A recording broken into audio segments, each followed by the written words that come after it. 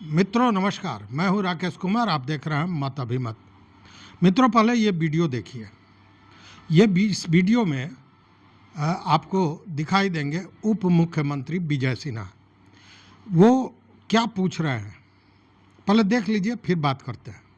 जिसको बर्खास्त किया गया उसको वापस लिया जाए। हम लोग का बहुत ज़्यादा डिमांड नहीं है सर यही तो डिमांड है हम लोगों का भविष्य 60 साल किया जाए। और जी सर इसीलिए सर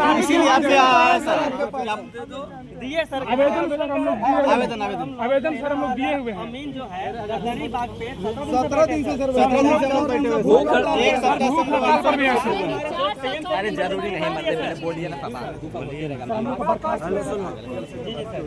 हड़ताल क्यों सर हम लोगों का दो ही डिमांड है सर। एक बोलने 60 साल किया जाए सर, 60 साल किया जाए सर। कुछ बच्चों का सर बर्खास्तगी हुआ है, टर्मिनेशन हुआ है सर। हम लोग का फ्यूचर बहुत अंधकार में है सर। सारे लोग इंजीनियर हैं सर। आप के मंत्री से मिले? जी सर मिले हैं सर। हम बात करेंगे सर। हम लोग पॉलिटेक्निक धारी हैं सर, कृपया करके सर हम लोग पर दया करिए सर। सर हम लोग बहुत गरीब घर के बच्चे हैं सर, बहुत मेहनत से सर यहाँ तक आए हुए हैं सर। सर हम लोग एग्जाम देकर बीसीसी के सर बहुत ही गरीब घर के सर बच्चे हम लोग हैं।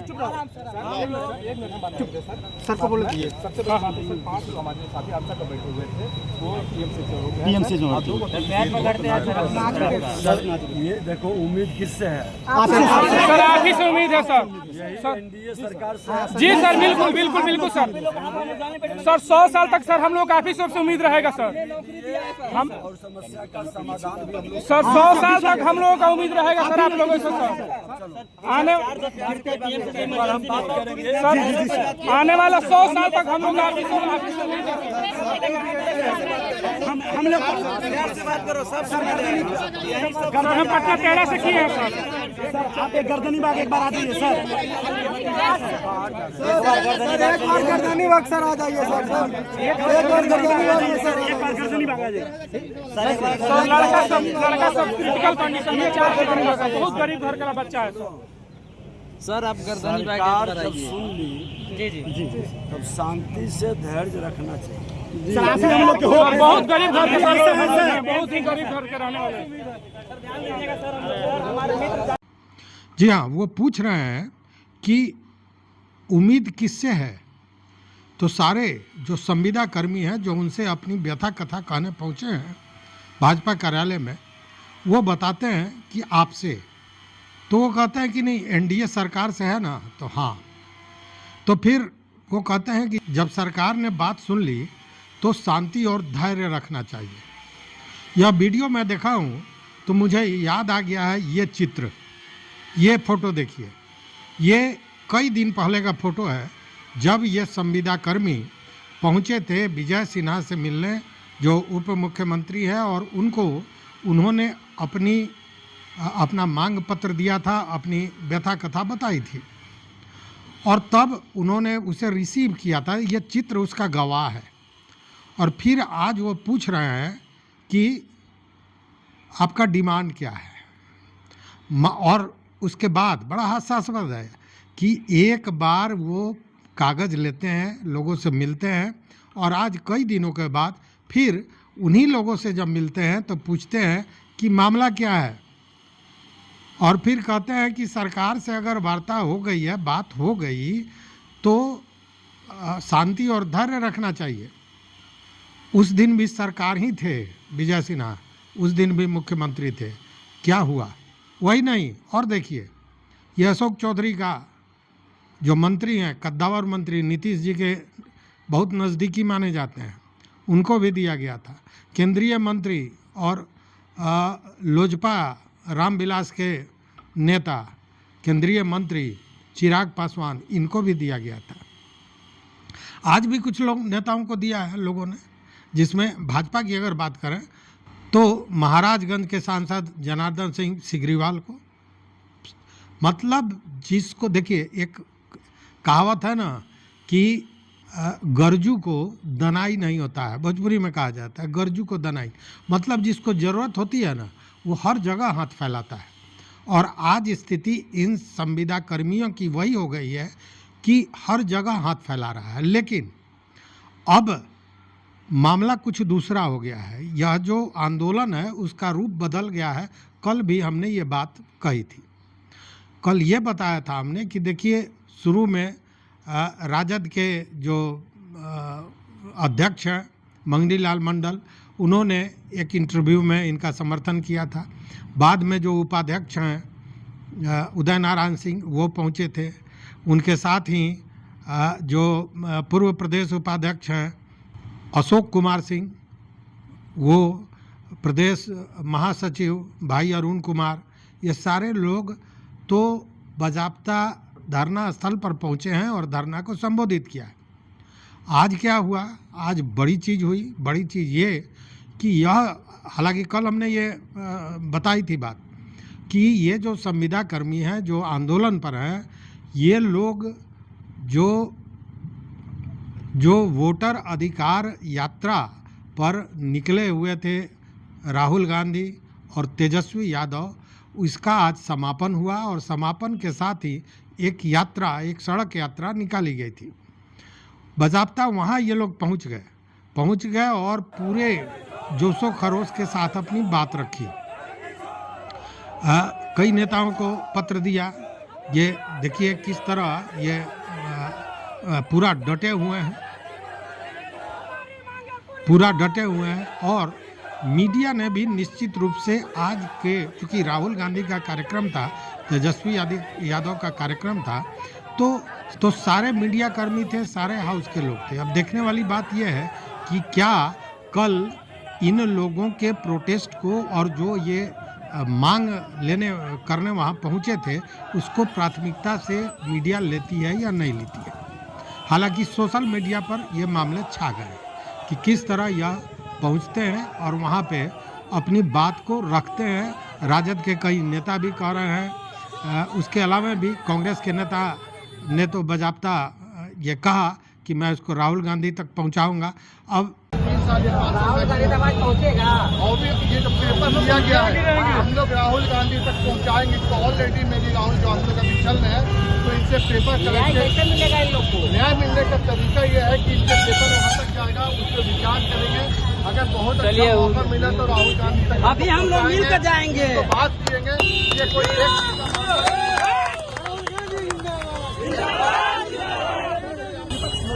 मजबूत नहीं होगा, पक्ष सरकार नहीं झुकेगी। इसीलिए हम माननीय तेजस्वी राहुल गांधी जी के समर्थन में आ रहे हैं और हम चाहते हैं वो अपना समर्थन दे, क्योंकि एक मिनट सुनेंगे, क्योंकि वो हमेशा युवा के लिए करते हैं।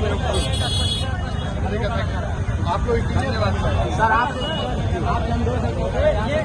कोई अनुरोध नहीं, मेरा काम है, कोई अनुरोध नहीं।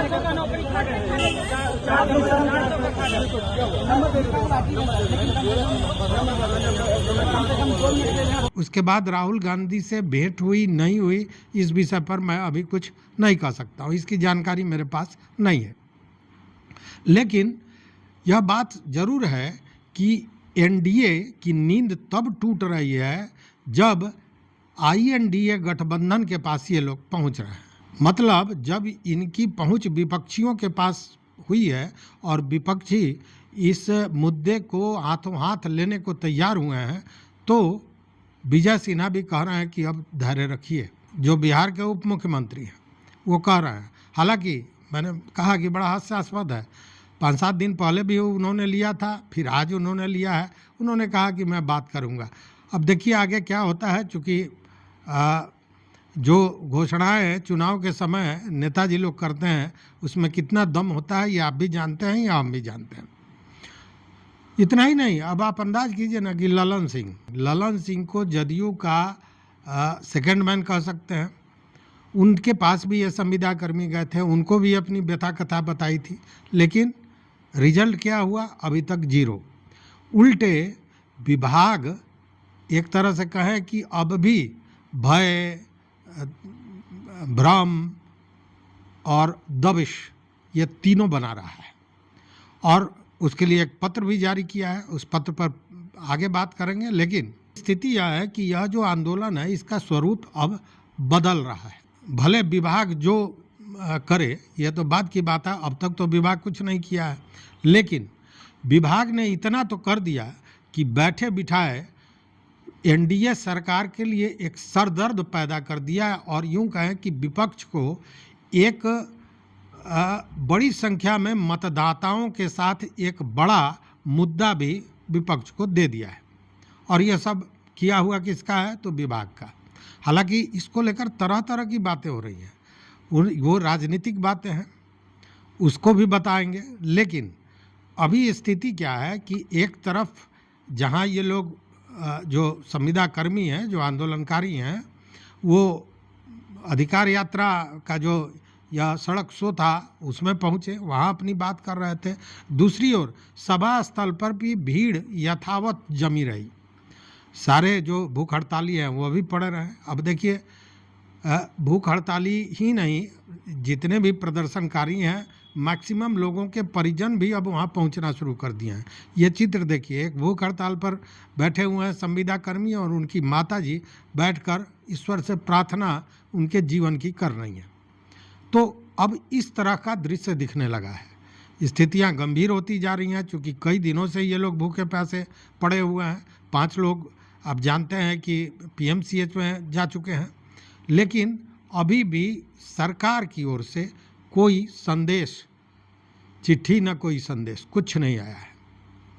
चिट्ठी आई है, लेकिन वो चिट्ठी किस तरह की है उसको भी बताएंगे। अब देखिए कि कल भी आपने सुना होगा, मंच से ही बताया गया था कि मंत्री जी आने वाले हैं। जैसा किसी एमएलसी ने कहा था कि मंत्री जी आने वाले हैं, मंत्री जी तो नहीं आए, कल भी नहीं आए, आज भी नहीं आए। इस तरह की कोई सूचना नहीं है। मतलब कि अब यह मामला तूल पकड़ता नज़र आ रहा है। लेकिन उसके साथ ही कुछ चीज़ें ऐसी हैं जिससे लगता है कि विभाग को अभी तक यह भ्रम है कि इस पूरे आंदोलन को हम तोड़ देंगे और हमको कुछ भी करने की ज़रूरत नहीं पड़ेगी। वो क्यों कर रही है वो भी बताएंगे। लेकिन अभी की स्थिति में एक अंतिम आशा भी है। अंतिम आशा ये है कि कल नीतीश कैबिनेट की बैठक होने वाली है। उसमें कई मुद्दे, लगभग 41 मुद्दों पर बात होनी है। तो एक सोच यह है, यह एक दिमाग में लोगों के ये बात है, एक आशा है कि अगर ये बात नीतीश कुमार तक पहुंची होगी तो निश्चित रूप से कैबिनेट में इससे संबंधित कोई चर्चा हो सकती है। लेकिन पहुंची होगी तब, यह भ्रम अभी भी लोगों के पास है। चूँकि लोग ये कह रहे हैं, देखिए बातें चली गई विपक्ष में, अब जो जिंदाबाद के नारे लग रहे थे अब मुर्दाबाद के नारे लग रहे हैं। आज विपक्ष के पास जब ये लोग पहुँचे अपनी बात लेकर, मतलब उस यात्रा में, तो बजाबते लालू यादव जिंदाबाद, तेजस्वी यादव जिंदाबाद, राहुल गांधी जिंदाबाद के नारे लगे। बावजूद अब भी देखिए कितना विश्वास होता है, और शायद नीतीश जी ने ऐसा काम भी किया है, इसमें भी कहीं शक नहीं है, कि अब भी ये कह रहे हैं कि अगर बातें नीतीश जी तक पहुंच जाएं तो अब भी फैसला हो जाएगा। वो इसमें इतना विलंब होता ही नहीं है। लेकिन ये अधिकारी नीतीश जी तक बातों को छान कर पहुंचा रहे हैं, सही बातें नहीं जा रही हैं। ये इनका आरोप है। आरोप तो बहुत तरह के हैं।